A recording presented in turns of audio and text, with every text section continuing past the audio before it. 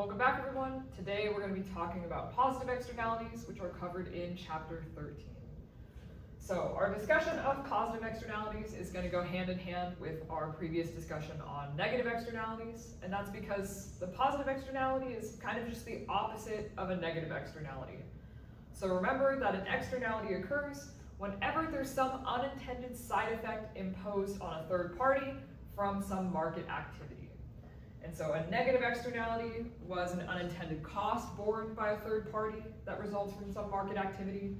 A positive externality is going to be some unintended benefit that is given to a third party as a result of some market activity that they're not participating in. And so in order for us to understand when a positive externality occurs, we want to take a look at the different types of benefits that can be generated by some market activity. So first we have the internal benefit, and this is the benefit of any market activity that is only received by the participants in that market. So this is the benefit that our buyers and sellers are getting from participating in some market, for those who are choosing to be there. Now, the external benefit is the benefit of a market activity that is imposed upon those who are not participating in the market. So this is that benefit that is given to this third party. And of course, if we add together our internal and our external benefit, then we get our total social benefit. So this is the total benefit to society that results from some market activity. And a positive externality is going to occur anytime the social benefit is greater than the internal benefit. So my social benefit is larger than my internal benefit.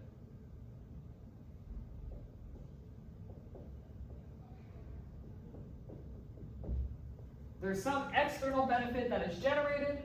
That means that my total benefit to society is greater than just the benefit that's experienced by the people who are participating in that market.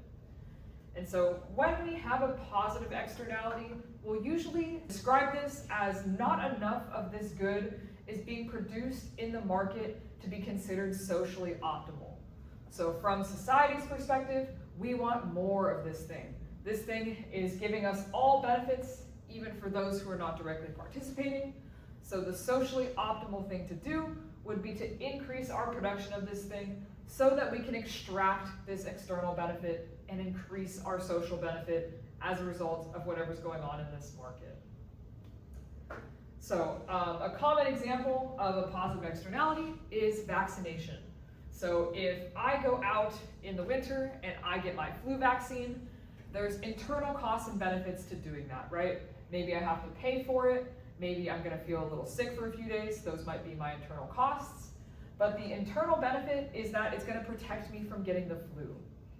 But the thing about vaccines is that they don't just protect the individual who receives them from getting sick. When many people get vaccinated against the flu, this is going to create something called herd immunity. The more people who are vaccinated, this is going to reduce the risk of catching the flu for people who didn't get vaccinated or can't get vaccinated. So vaccinations generate this positive externality. There's the internal benefit that I get because I won't get sick, but I'm also adding to this social benefit by helping to prevent other people from getting sick by contributing to herd immunity. When a positive externality is present, our social benefit is greater than our internal benefit.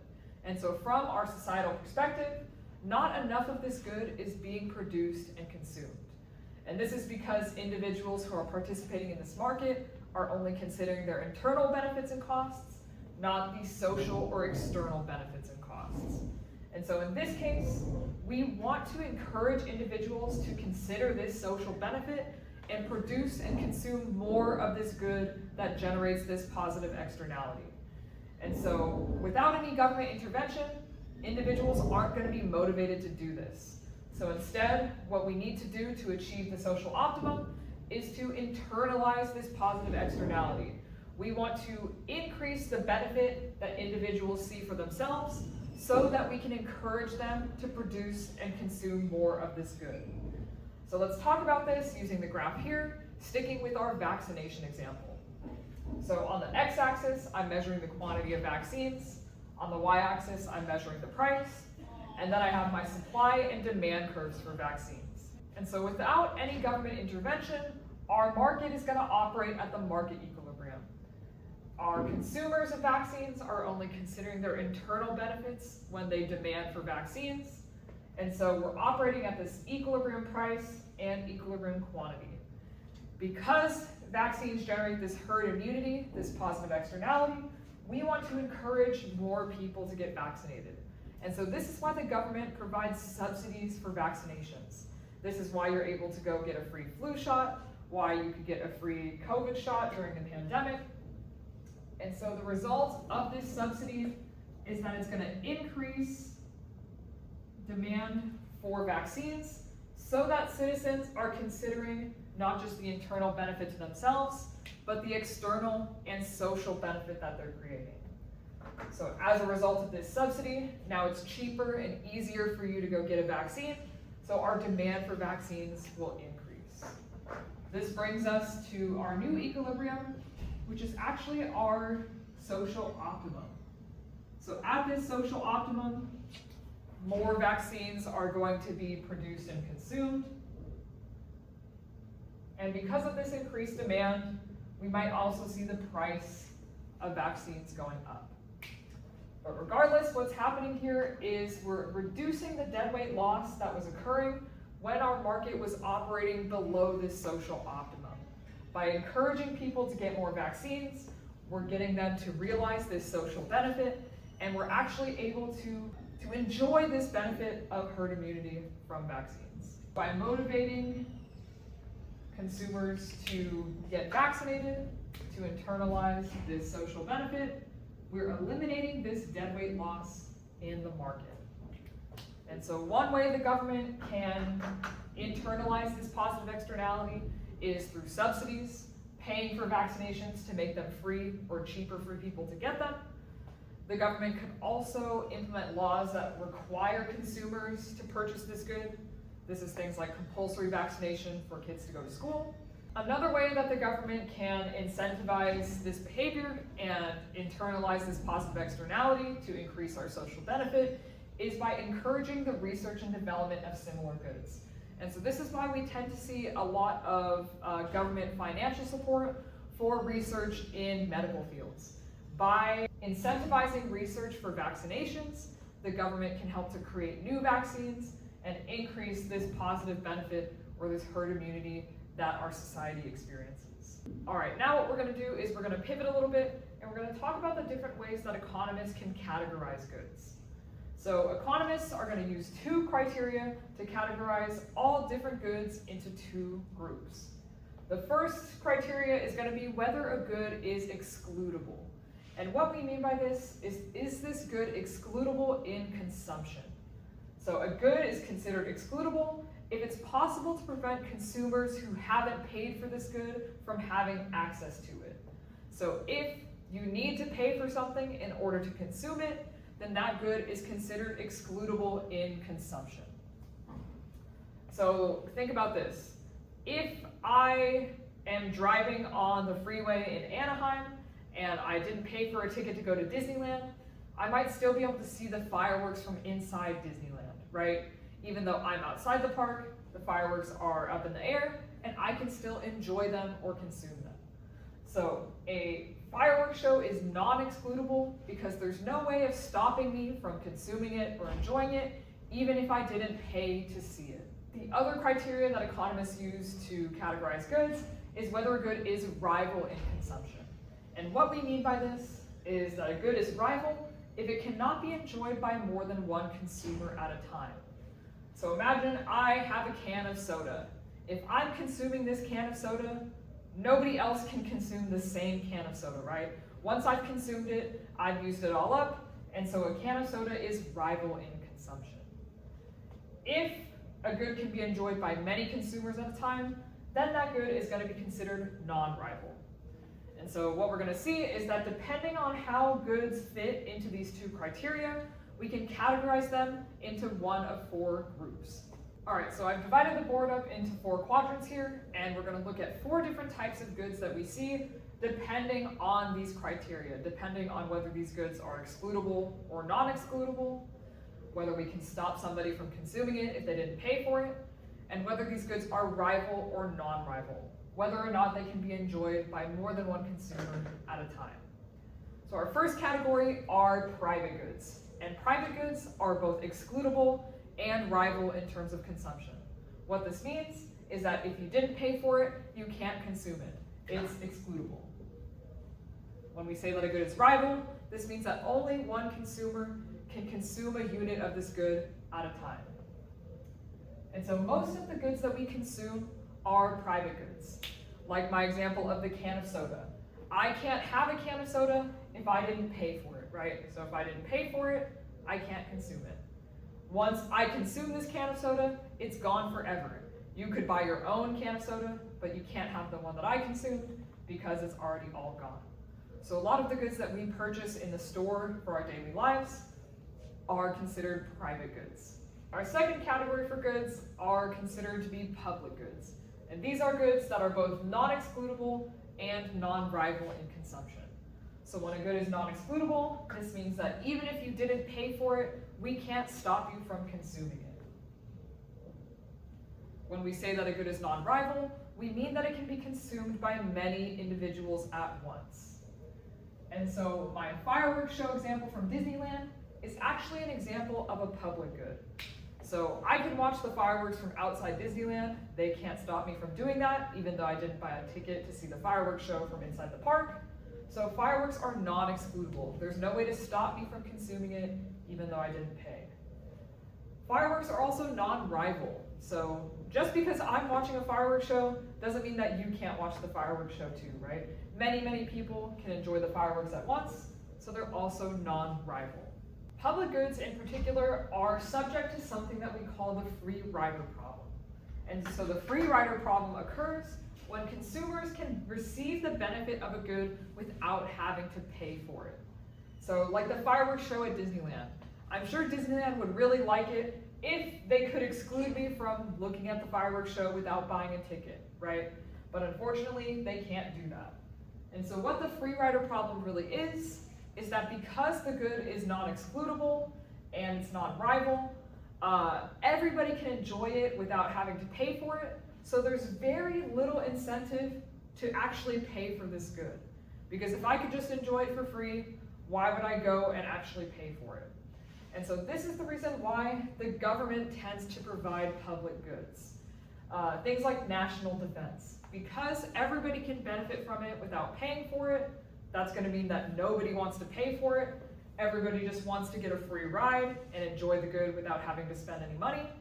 So instead, what the government does is they step in to correct this problem, and they provide these goods for free so that we can get around this issue of everybody trying to avoid the price of the good. Next up, we have what we call club goods. And so club goods are both excludable, but also non-rival in consumption. So with a club good, you have to pay for it in order to consume it. We can stop people who didn't pay for it from using it. But many people can consume this good at the same time. So it's also non-rival in consumption. And so a great example of a club good is something like a streaming service. So if I don't have a subscription to Netflix, I can't watch Netflix, right? I need to pay for Netflix in order to watch it. But many consumers are able to subscribe to Netflix at the same time. So I could have millions and millions of people subscribing to Netflix at the same time and watching this service. So streaming services are non-rival in consumption. Many consumers can enjoy them at once. And so with a club good, because it's excludable, we don't have this free rider problem. Club goods are going to be provided by the market, just like our private goods. And our fourth and final category for our goods is what we call a common resource good. So a common resource good is non-excludable. There's no way to stop people from using it if they haven't paid for it.